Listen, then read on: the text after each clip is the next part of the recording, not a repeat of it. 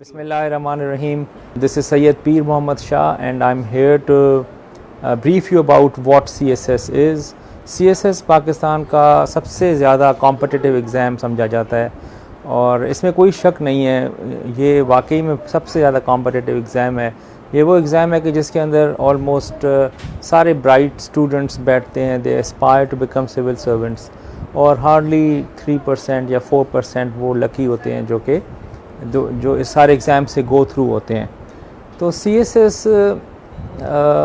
के लिए क्या ज़रूरी है, किस तरह से किया जा सकता है इसको, और एग्ज़ाम हो के किस तरह से आपको इसमें हेल्प कर सकता है, this is what I am here to let you know about.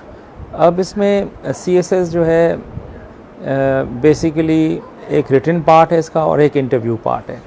Written में आपको 1200 मार्क्स होते हैं कि जिसको आपने 60% मार्क्स के साथ अगर आप कर जाते हैं तो व्हाट आई बिलीव कि आप वो ग्रुप लेने में कामयाब हो जाएंगे कि जो आपने टॉप पर लिखा होगा।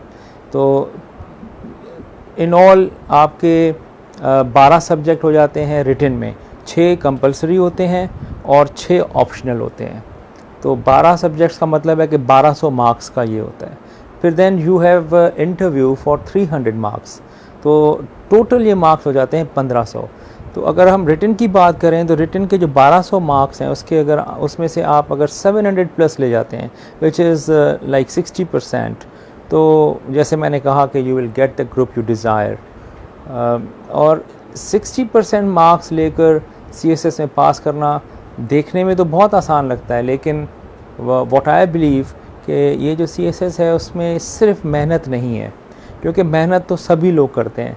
तो ऐसा क्या है इसके अंदर कि जिससे वो चंद लोग जो हर साल 180 से लेकर 225 ऑफिसर्स बनते हैं हर साल ऑन एवरेज, तो ये क्या ऐसी चीज़ करते हैं कि जिसकी वजह से ये पाकिस्तान की जो क्रीम है हमारी ब्यूरोक्रेसी की, सिविल सर्वेंट्स की, उसमें फॉल्ट करते हैं। तो ये तो वो पार्ट है जो कि आपको एग्ज़ाम ओके पॉलिश करेगा, जिसके लिए आपके अंदर वो फिनिशिंग लाएगा। लेकिन CSS है क्या और कौन एलिजिबल होता है इसको देने के लिए, मैं थोड़ा सा उसके ऊपर बात करना चाहूँगा। अब CSS के लिए आपका बैचलर्स की डिग्री होना लाजमी है। वो बैचलर्स BA भी हो सकती है, वो बैचलर्स BS भी हो सकती है, वो बैचलर BSc भी हो सकती है, और वो MBBS भी हो सकती है। सो उसमें कोई कदगन नहीं है, कोई भी स्टूडेंट या ग्रेजुएट इसको अप्लाई कर सकता है, इसको एग्ज़ाम को अटेम्प्ट कर सकता है। And then there are 3 attempts. आप अगर एक अटैम्प्ट में रह भी जाते हैं then you have 2 attempts till the time that you cross the upper age limit. अब एग्ज़ाम्स में जो कंपलसरी पार्ट है वो 600 मार्क्स का होता है, और उसमें आपने बेसिकली प्रिपेयर किस तरह से करना होता है कि आपकी जो इंग्लिश है उसका जो एक्सप्रेसिव पावर है, how you express yourself while you are writing, that matters a lot. उसमें आपकी ऐसे और कॉम्पोजिशन होती है, 100 मार्क्स के ऐसे होता है, इसी तरह 100 मार्क्स की कॉम्पोजिशन होती है। फिर देन आपकी जो जनरल नॉलेज है जिसमें पाकिस्तान अफेयर्स हैं, करंट अफेयर्स है, और इसी तरह फिर इस्लामियात है। तो ये वो सब्जेक्ट्स हैं जो कि कंपलसरी हैं, और उसके अंदर आपने इन एनी केस यानी कि 40% कम से कम मार्क्स लेने होते हैं। तो एज आई सेड कि अगर आप इसके अंदर एवरेजली परफॉर्म करके आप you get through this first speed breaker, तो then you are eligible for like competing in the rest of the papers जो कि आपके ऑप्शनल मार्क्स होते हैं। होता ये एक ही गो में है, तो आपको जब सिलेक्ट करते हैं सब्जेक्ट्स अपने ऑप्शनल के, उसमें आपने ख्याल करना है कि जो ग्रुपिंग है उसमें से सिलेक्शन आपकी ऐसी हो कि वो नंबर्स जो सब्जेक्ट्स आप ले रहे हैं वो स्कोरिंग हो जो आज के दौर के मुताबिक।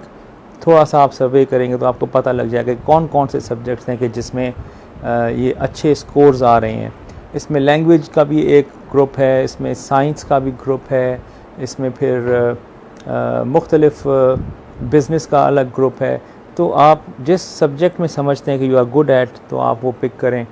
और अगर आप एग्ज़ाम ओके की जो रिकमेंडेशन लिस्ट है वो अगर आप देखेंगे तो उसमें भी ये सब्जेक्ट्स ऑफ़र करते हैं कि जिसमें इनका या हमारा दावा ये है कि ये 60% मार्क्स आपके अगर आप एग्ज़ाम ओके के साथ टाइम गुजारते हैं तो दे विल बी इंश्योर्ड।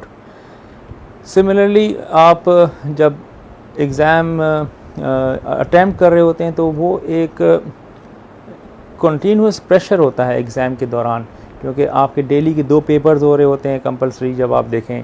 इसी तरह अगर आपके ऑप्शनल इमीडिएटली फॉलो करते हैं आपके कंपलसरी को, तो फिर आपको वो इन अ गो प्रेशर के अंदर परफॉर्म करना होता है, तो वो एक स्ट्रेस डेवलप करता है स्टूडेंट के अंदर। तो उसके हवाले से भी एग्ज़ाम ओके में आपके पास बड़े अच्छे टिप्स होंगे कि जिस पर अमल करते हुए मैं समझता हूँ कि कोई भी स्टूडेंट, कोई भी ग्रेजुएट, कोई भी एस्पायरेंट वो बेहतर से बेहतर इस एग्ज़ाम को अटेम्प्ट कर सकता है। जब हम बात करते हैं ऑप्शनल सब्जेक्ट्स की, तो ऑप्शनल सब्जेक्ट में जो सिलेबस है CSS का, उसके अंदर 7 ग्रुप्स रखे गए हैं और 2 ग्रुप्स ऐसे हैं जिसमें से आप 200 मार्क्स के सब्जेक्ट्स चूज़ कर सकते हैं। बाकी के 5 ग्रुप से आप 100 मार्क्स के सब्जेक्ट को चूज़ करना होता है। तो वैसे तो हर स्टूडेंट या जो एस्पायरेंट है वो अपनी मर्ज़ी से सब्जेक्ट सिलेक्ट कर सकते हैं, लेकिन एग्ज़ाम ओके की तरफ से एक 600 मार्क्स जो कि आपने सेलेक्ट करने होते हैं इन सब में से, उनका एक अपना ग्रुप बनाया हुआ है। यानी उन्होंने सेलेक्ट किए हुए ऐसे सब्जेक्ट्स कि जिसमें दे विल मेक श्योर कि आपके कम से कम 60% से ज़्यादा नंबर आएँ, ताकि आप उस कॉम्पिटिटिव नीश में चले जाएं कि जिसके बाद आपको अपनी मर्ज़ी का ग्रुप जो है, जो सर्विस है, वो एलोकेट हो जाए। और ये वो सब्जेक्ट्स हैं कि जिसमें इनके पास एक्सपर्टीज़ भी है, जिसमें इनके पास वो मवाद है कि जिससे आप हेल्प लेकर अपने एग्ज़ाम की तैयारी में अपने आप को बेहतरीन तरीके से तैयार कर सकते हैं। और ये सब्जेक्ट्स हैं IR है, पब्लिक एडमिनिस्ट्रेशन है, टेक्नोलॉजी, सोशियोलॉजी और जेंडर स्टडीज़। ऑल्दो ये कोई बार नहीं है किसी स्टूडेंट के ऊपर कि यही ग्रुप अपना बनाए 600 मार्क्स का, लेकिन this is what exam okay recommends for you. और इसके अलावा भी अगर आप कोई सब्जेक्ट्स चूज़ करते हैं, सिलेक्ट करते हैं और ऑप्शनल में से, तो उसमें भी exam okay will make sure कि आपको इतना पॉलिश कर दें, इतना आपको उसके अंदर गाइड कर दें कि 60+ मार्क्स आपके उसके अंदर आएँ।